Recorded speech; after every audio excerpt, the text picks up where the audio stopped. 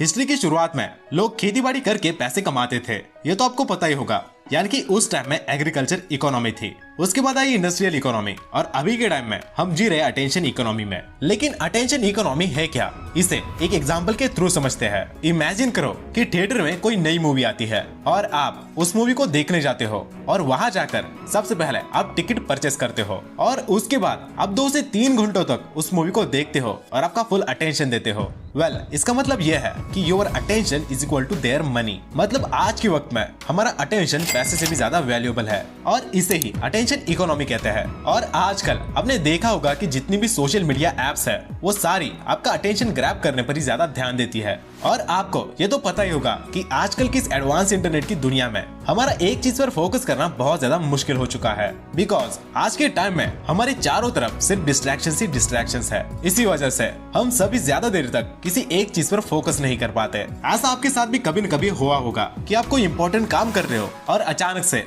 आप किसी चीज से डिस्ट्रैक्ट हो गए और आपने वो काम करना ही बंद कर दिया। ऐसा ही कुछ हुआ था कनेडियन नॉर्थ and productivity consultant Chris Bailey के साथ, जिन्हें फोकस करने में बहुत प्रॉब्लम हो रही थी। और वो इसलिए क्योंकि क्रिस के मुताबिक उनकी लाइफ सीरीज ऑफ स्क्रीन से भर चुकी थी। यानी कि सुबह से लेकर रात तक क्रिस स्क्रीन के सामने ही रहते थे। लेकिन इन सभी में जो उनका सबसे ज्यादा टाइम वेस्ट करता था वो था उनका स्मार्टफोन।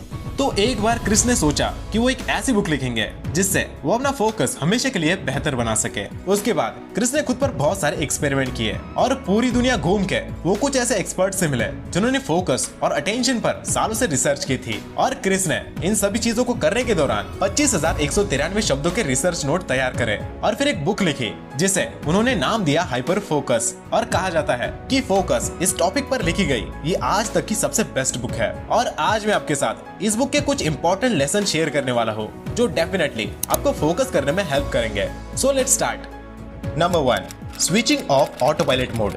दोस्तों, हमारे 40% एक्शंस हमारी हैबिट से होते हैं जिन्हें करने से पहले हमें कॉन्शियसली ज्यादा सोचना नहीं पड़ता। चाहे फिर सुबह ब्रश करना हो या रात को सोने से पहले फोन को यूज करना हो, ये हमारी हैबिट्स है जिन्हें मोस्ट ऑफ द टाइम हम ऑटो पायलट मोड पर ही कर रहे होते हैं। हम काम को कभी भी डिवाइड नहीं करते। हम ये भी नहीं सोचते कि किस काम के लिए हमें ज्यादा अटेंशन या फोकस देने की जरूरत है और किसको नहीं। इसी रीजन की वजह से हम लाइफ में बड़े बड़े बदलाव नहीं ला पाते और लाइफ बस एक रूटीन पर चलती रहती है। इसीलिए ऑथर कहता है कि ऑटो पायलट मोड में मत जियो, क्योंकि यह हमसे अनकॉन्शियसली वो एक्शंस, डिसीजंस एंड हैबिट्स करवाता है जो आगे चलकर हमारे फेलियर का भी रीजन बन सकता है। इसके लिए ऑथर एक सोल्यूशन बताते हैं। वो कहते हैं कि आप अपने सारे कामों को 4 कैटेगरीज में डिवाइड कर सकते हो। First category, necessary work. ये वो काम होते हैं जो आपको करने ही है, जैसे मीटिंग में जाना, फाइल वर्क कंप्लीट करना, या आपके वो काम जो बहुत ज्यादा इंपॉर्टेंट है, वो सभी आपको इस कैटेगरी में करने चाहिए।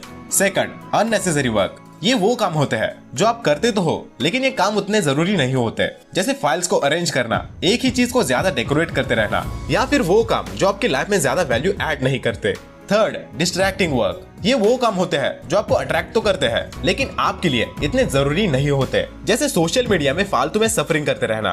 Fourth, purposeful work. ये ऐसे काम हैं जिनमें आपको अपनी क्रिएटिविटी दिखाने का मौका मिलता है और जिन्हें करके आपको खुशी मिलती है, जैसे कोई ब्लॉग पोस्ट लिखना, graphic designing, painting, music, freelancing, novel writing etcetera. जो भी आपको सेटिस्फेक्शन दे या आपके लाइफ के पर्पस को अचीव करने में हेल्प करे। इन सब कामों में आपको सबसे ज्यादा फोकस पर्पसफुल वर्क और नेसेसरी वर्क में लगाना चाहिए। इन कामों के लिए आपको टाइम के वो घंटे देने चाहिए जब आपकी एनर्जी मैक्सिमम रहती हो। बाकी बचे हुए काम आप उस समय कर सकते हो जब आपकी एनर्जी कम होती है। इसलिए ऑथर कहता है कि ऑटो पायलट मोड में मत जियो, क्योंकि ये हमसे अनकॉन्शियसली वो एक्शंस, डिसीजंस एंड हैबिट्स करवाता है जो आगे चलकर हमारे फेलियर का भी रीजन बन सकता है।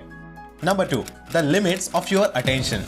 यूनिवर्सिटी ऑफ वर्जीनिया में साइकोलॉजी के प्रोफेसर टिमोथी विल्सन ने अपने एक रिसर्च में यह बताया कि हमारा दिमाग 1 सेकंड में करीब 1 करोड़ बिट्स की इंफॉर्मेशन को रिसीव करता है। लेकिन आपको ये जानकर हैरानी होगी कि इस 1 करोड़ बिट्स में से हमारा दिमाग सिर्फ 40 बिट्स की इंफॉर्मेशन को ही प्रोसेस कर पाता है। हमारी फोकस करने की एबिलिटी की एक लिमिट है और इस बात को साबित करने के लिए टिमोथी ने बताया है कि किसी काम पर फोकस करने के बाद हमारे दिमाग में उस काम के रिलेटेड बहुत कम इंफॉर्मेशन हम अपनी शॉर्ट टर्म मेमोरी में होल्ड कर सकते हैं। फॉर एग्जाम्पल, अगर आप अभी किसी बुक का सिर्फ एक पेज पढ़ते हो या फिर कोई स्टोरी पढ़ते हो तो उसकी थोड़ी देर के बाद आपको उस पेज के सिर्फ 1 से 2 लाइन से याद रहेंगी और ये हमारी फोकस करने की लिमिट को रिप्रेजेंट करता है। इसलिए किसी बड़ी इंफॉर्मेशन को याद करने के लिए चेकिंग नाम की एक टेक्निक बहुत ही इफेक्टिव है। चेकिंग नाम की इस टेक्निक का यूज हम यूं तो जाने अनजाने में बचपन से करते आ रहे हैं, लेकिन इसका हमें ज्यादा नॉलेज नहीं है। आपने देखा होगा कि जब बचपन में हमें लिखना पढ़ना सिखाया जाता था तो वर्ड्स को याद रखने के लिए हमें उससे जुड़े फलों और दूसरी चीजों की इमेजेस दिखाकर याद कराया जाता था। चेकिंग का मतलब भी यही है कि हम किसी इंफॉर्मेशन को याद करने के लिए उससे जुड़ी ऐसी चीज को याद करें जिसे हम कभी भूल नहीं सकते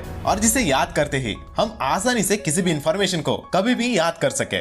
number 3, what is hyper focus. क्या ऐसा कभी आपके साथ हुआ है कि आप घंटों से कोई काम कर रहे हो और जब वो काम खत्म हो जाता है और आपकी नजर अचानक से घड़ी पर पड़ती है तो आप देखते हो कि इतना सारा वक्त बीत गया और आपको पता ही नहीं चला, और आप इतना काम करने के बाद भी आपको उतनी थकान महसूस नहीं होती जितनी बाकी के दिन और काम करते हुए महसूस होती है, बल्कि आप और भी एनर्जेटिक फील करते हो। और जब कभी आपको ऐसा महसूस हो तो आपको समझ लेना चाहिए कि इस समय आपका माइंड अपने हाईली प्रोडक्टिव स्टेट में है, जिसे हाइपर फोकस कहते हैं। हाइपर फोकस स्टेट में हमारा माइंड सिर्फ एक ही चीज पर पूरे फोकस के साथ वर्क करता है और ऑथर हाइपर फोकस स्टेट में एंटर करने के लिए 4 स्टेजेस बताते हैं। वो है choose, eliminate, focus and refocus. First, choose. सबसे पहले ये डिसाइड करो कि आप कौन सा काम करना चाहते हो और इस स्टेज में आपको नेसेसरी एंड पर्पसफुल वर्क को चूज करना चाहिए जिस पर आप अपना पूरा फोकस लगाना चाहते हो। Second, eliminate. इसके बाद सारी डिस्ट्रैक्ट करने वाली चीजों को हटा दो, जैसे कि अपने फोन को स्विच ऑफ कर दो और जो भी चीजें आपको डिस्ट्रैक्ट करती है उन्हें एलिमिनेट कर दो। Third, focus. अब सारा ध्यान उस ऑब्जेक्ट पर लगाओ जिसे आपने चूज किया है, जैसे कि अगर बुक पढ़ रहे हो तो बुक की हर एक लाइन को एनालाइज करो, उसे ध्यान से देखो। And fourth, refocus. ये सबसे इंपॉर्टेंट स्टेज है। ऊपर के 3 स्टेजेस काफी आसान है, लेकिन जब हम अपने सारे डिस्ट्रैक्शंस को दूर करके अपने काम पर फोकस करते हैं तो हमारे अटेंशनल स्पेस में और भी काम आ ही जाते हैं। जैसे पढ़ते वक्त हमारा ध्यान कहीं चला जाता है और कोई बीच में कुछ बोल देता है तो हम डिस्ट्रैक्ट हो जाते हैं और कुछ समय के लिए तो हम खो से जाते हैं। ऐसी कई सिचुएशंस आ जाती है जब हमारा फोकस अपने काम से कुछ समय के लिए हट जाता है।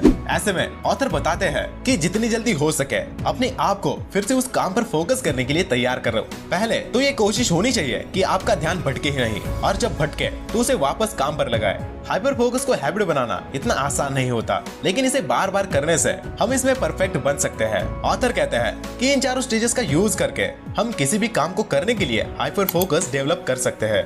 Number 4, scatter focus. दोस्तों, ये किताब वैसे तो हाइपर फोकस पर लिखी है, लेकिन इस चैप्टर में ऑथर ने एक और इंटरेस्टिंग फोकस के बारे में बताया है जिसे स्कैटर फोकस कहा जाता है, जिसका मतलब है कि कभी कभी हमें अपने दिमाग को भटकने देना चाहिए और उसे फॉलो भी करना चाहिए। कई बार हमारा दिमाग डे ड्रीमिंग करने लगता है, वो अपनी इमेजिनेशंस में खो जाता है और अपने ख्वाबों को पूरा करने के रास्ते ढूंढता है। ऐसे में ये देखिए कि आपका ब्रेन बार बार किस सपने के बारे में सोचने लगता है, वही आपका स्कैटर फोकस होता है। उसे नोट कर लीजिए और फिर उस पर हाइपर फोकस लगा दीजिए। जैसे अगर आप बार बार कोई YouTube चैनल स्टार्ट करने की सोचते रहते हो तो उसे लिख लो और फिर पूरा फोकस YouTube चैनल शुरू करने पर लगा दो। Number 5, recharge your brain. बहुत बार कोई कॉम्प्लेक्स काम करते हुए हमारा दिमाग थक जाता है, इससे हमारा फोकस हिल जाता है और हम उस काम को अच्छे से नहीं कर पाते। ऐसे ही कई बार हम पढ़ते पढ़ते बोर हो जाते हैं और ऐसा लगता है कि कुछ दिमाग में जा ही नहीं रहा। ऐसे में ऑथर बताते हैं कि आपको अपने ब्रेन को फिर से रिचार्ज करना होगा। दरअसल ज्यादा देर तक मेंटली वर्क करने से हमारे न्यूरोट्रांसमीटर्स जैसे एसिटाइलकोलाइन खत्म हो जाते हैं और हम अपने काम पर फोकस नहीं कर पाते।